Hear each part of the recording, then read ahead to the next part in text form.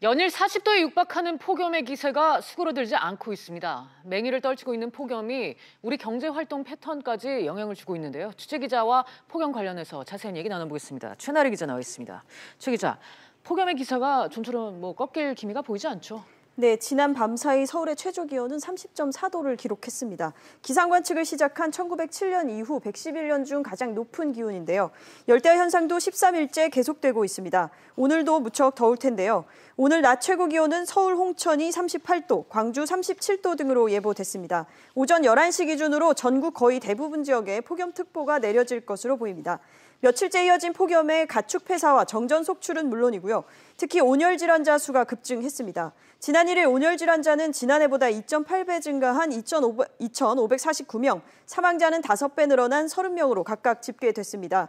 다음 주 절기상 입추를 앞두고 이번 주말이 폭염의 고비가 될 것으로 보입니다. 네, 그런데 최 기자, 이 폭염이 산업 현장에도 상당히 영향을 미치고 있는 것 같아요. 네, 올해 절정의 폭염은 소비 방식을 바꾸는 등 경제 전반을 뒤흔들고 있습니다. 비수기라는 통설이 무색할 정도로 에어컨 판매량 등이 급증하면서 단연 가전업체가 특수를 누리고 있고요. 휴가철 외부 휴양지보다는 시원한 도심 휴가를 즐기려는 사람들이 몰리면서 백화점이나 영화관, 도심 호텔 등도 오히려 윤기를 끌고 있습니다. 반면 더운 탓에 회식이 줄어 식당 매출이 감소하고 체온을 올리는 주류도 감소하면서 업계가 울상입니다. 농작물 피해도 커서 농민들도 어려운 상황입니다. 건설 현장에서도 낮 시간대 작업을 일시 중단하는 등 차질이 빚어지고 있습니다. 그렇군요. 이 전기 사용량이 늘어날 수밖에 없는 그런 상황인데 괜찮은가요?